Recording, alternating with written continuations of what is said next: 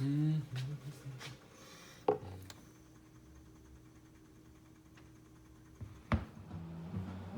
VC, welcome to the Personal Oasis. This is the Blind Island. I'm your host Isaac, and today I'm going to be joining a VC thread. And this one went on a little while ago.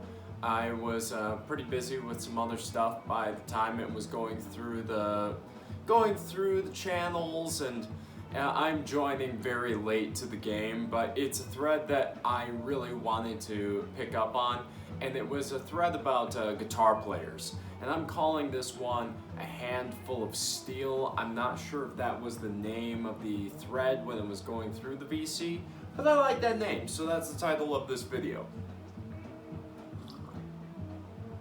Anyway, I believe that the thread was just all about guitar players. It didn't matter what they were, if they were attached to a band or if they were attached to instrumental albums, jazz, funk, soul, rock, just as long as you felt that they were worth shouting out. Now I'm going to pigeonhole myself a little bit and say that all of the records I'm going to be showing either offer very little vocalization or are completely instrumental.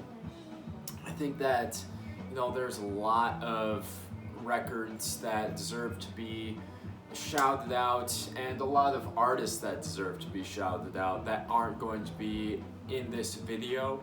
I mean, there are so many blues players alone that deserve to be recognized. Mississippi Fred McDowell, Muddy Waters, John Lee Hooker, B.B. King, just to name a few. And then, of course, on the rock side, you've got your Jimmy Pages, your Jimi Hendrix, the Eric Claptons, rock gods that everyone usually talks about. But this list is going to feature a few others that maybe you have or haven't heard of.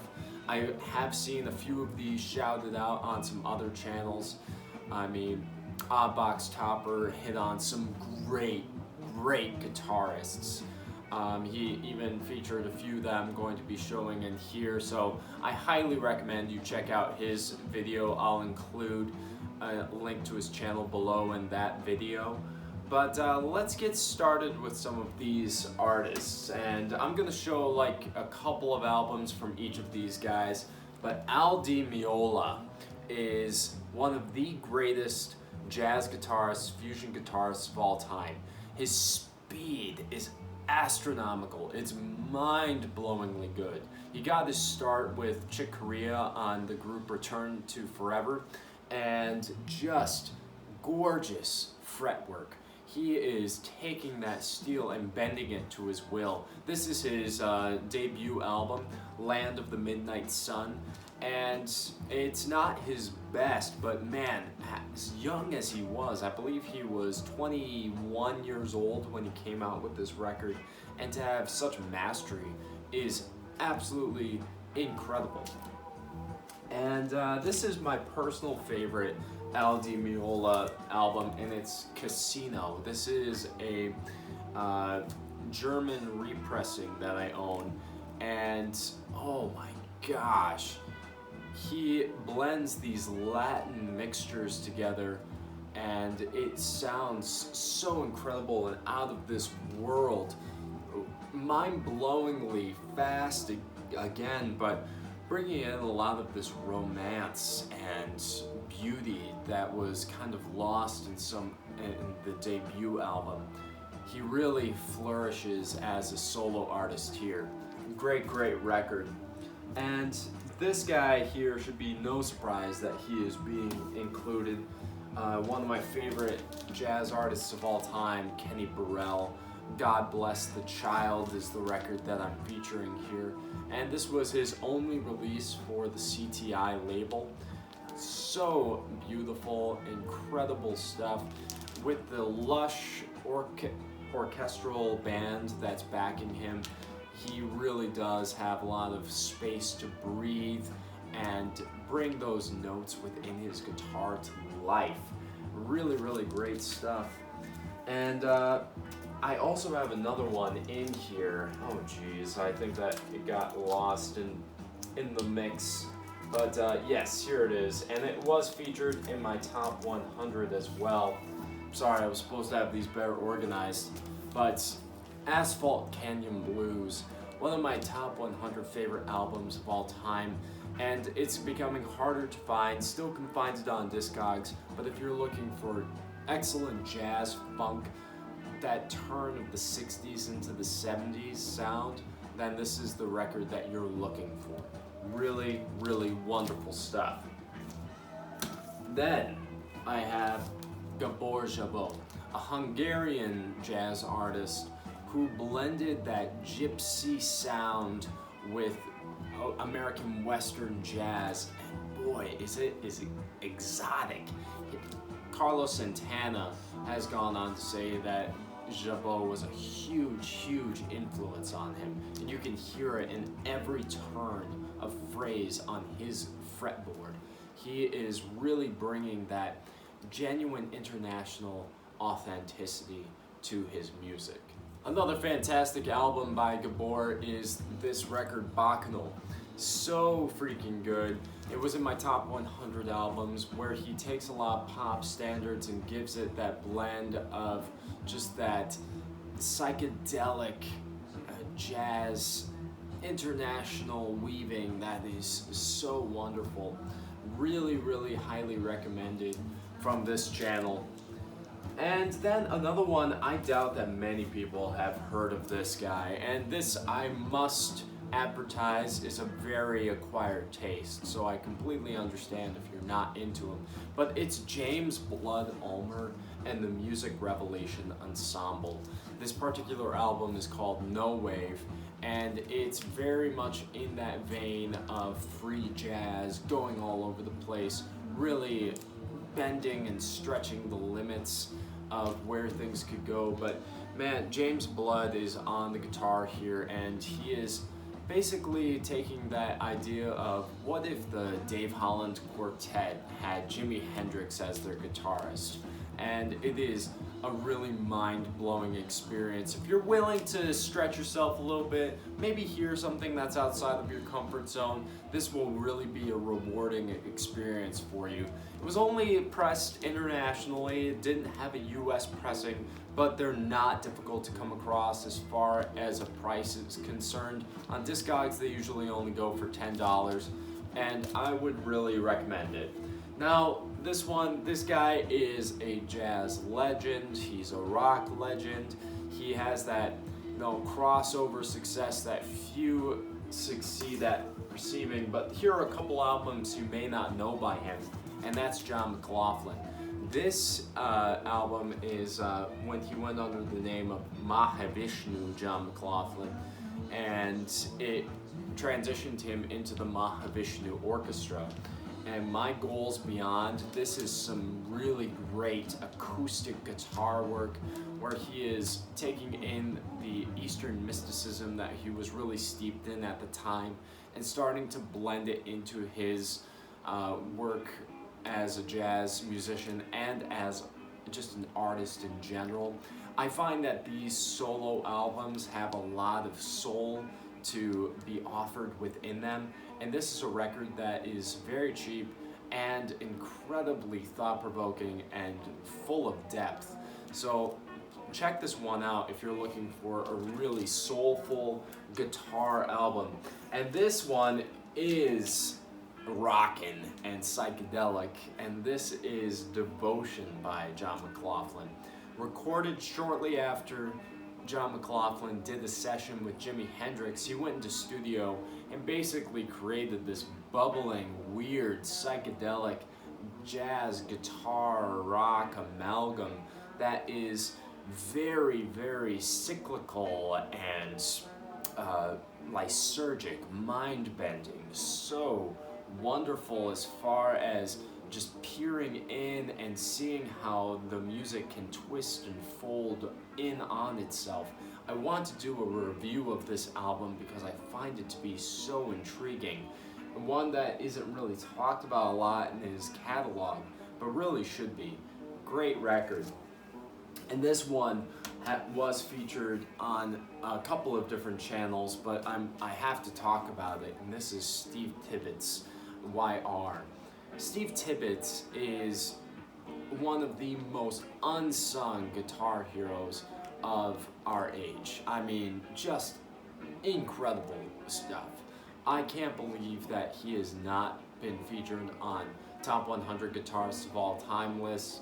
He is bringing this very spacey sound to these polyrhythmic world jazz elements to his music from Minneapolis. It sounds like you're going through on like a plane ride throughout the entire world while you're listening to this record.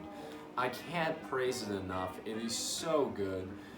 Introduced to me by a co-worker that I used to work at a record store with. Wonderful album. Really, really highly recommend that you seek it out. Now, another jazz legend, and this is one of my favorite albums by him, is Grant Green, and this is Carrying On by him.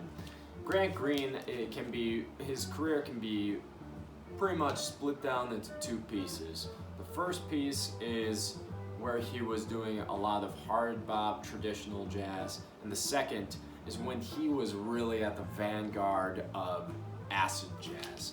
And acid jazz has had a huge impact on the modern contemporary music scene, in my personal opinion, and you can hear it dripping all over this record. The song Ease Back on here just has that funky groove that's locked in the entire time, and he is rocking and reeling the entire record. So good. If you're a fan of kind of more out there funk-soaked jazz, then this is the type of album that you will be looking for.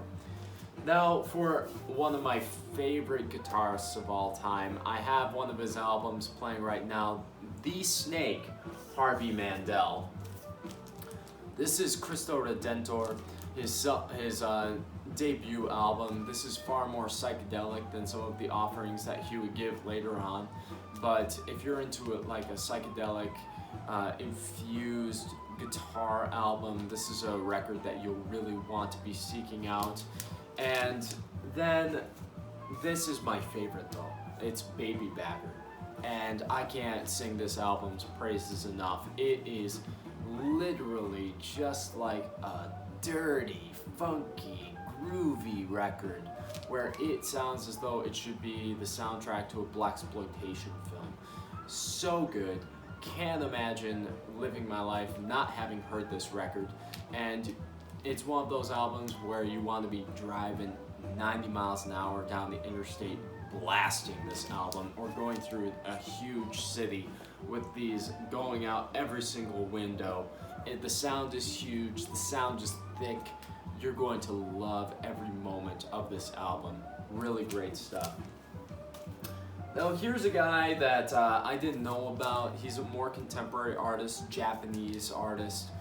Very, very good psychedelic, hard, fuzzed out rock, and it's Suzuki Junzo. This is his album 7, and as far as a Japanese artist, think of Acid Mother's Temple. That would be probably my best recommendation as far as something that's similar to this. He is just really far out left, and there is a little bit of vocalization on here, but it's far more drenched in just really heavy guitar. Super, super wonderful stuff. Highly recommended if you're into kind of that psychedelic Japanese scene. And you know me, I couldn't let a video go by without showing off at least one surf record, and that would be Surfin' Hootenanny by Al Casey. Just recently picked this one up, but Al Casey was one of those ace guitarists that was floating around in the 60s. This is his only album proper from my understanding, but really, really wonderful guitarist. It's a shame that he never came out or got his huge big break, but you can hear his mastery of bending those strings all throughout this reverb-drenched wonder. Really, really great stuff. And now for my personal favorite guitarist of all time. This would be Larry Coryell, an acolyte of Jimi Hendrix. I think that he just took so much from Jimi and just expanded upon it, created worlds and huge, giant vistas, like plateaus upon plateaus of sonic genius. This self-titled album is far more rock-based than jazz-based, and it's just a hard-hitting, in-your-face record. There are a couple tracks on here with vocals, but the best ones are the instrumental. So good, I can't even really describe it. You just have to check it out for yourself. And of course I have his album Barefoot Boy. This is the jazz equivalent to what I just showed you, where he's really just laying it thick in the background and then will come in with explosive Hendrix-like solos throughout the proceedings that are on here. Wonderful record, wonderful guitarist, can't be shouting his praises enough. And just a few more artists that I quickly thought of. I couldn't do this. This is kind of an addendum to the original list, but after I was just about to get this video ready, and I could not let this go without mentioning these three artists as well. And that would be John Fahey. Oh my gosh, if you are into American primitivism, this is the man. I know that a lot of people know about John Fahey, but I still feel like he needs to be pushed even more. He is one of those guys that is truly incredible. The way that he bends his steel guitar is completely mind-blowing. Lovely, lovely sound. This is my favorite album by him, Fair Forward Voyagers, Soldier's Choice. If you can find a copy of this, pick it up, because you will not be disappointed. And also John Fahey's Volume 3, The Dance of Death and Other Plantation Favorites. I love how he just came up with such weird avant-garde names for his albums, and they really match the stark, dark, melancholy mood of his music. But there are also moments of great levity and brightness to be found within as well. So both of these albums are highly, highly suggesting. Now, as far as contemporary acts go, there isn't really a jazz guitarist that's doing it better than Julian Lage right now. He is just bringing the heat, and I loved this album he came out with last year, Love Hurts. It was in my top 10 releases of 2019. He brings in new worlds of emotion into songs that, you might have thought had nothing left to be given. And his version of Crying by Roy Orbison is so lovely, dripping with just this nostalgia that I can't even get it out of my head. Wonderful record. And finally, I have In Zaire. This is a group that I believe is from South Africa. This is far more in the space rock element. And there, again, are some vocalizations in the background, but it's a far more guitar-driven album. And it really does take my breath away every single time I listen to it. Completely drawn in. Take a look at that cover. Memorize that cover, because you'll want to listen to that if you're into psychedelic space age rock. This is wonderful guitar-based space rock, and you need to give it a listen. So guys, what did you think of my response to this vinyl thread? Some artists you recognize, some you didn't. Let me know in the comments below. And as always, I want to thank you so much for taking the time to show up to my channel. Please subscribe if you like it, or hit that button, that one button that does this thing, if you like it. And as always, I hope that you have a great day on your personal oasis. Cheers.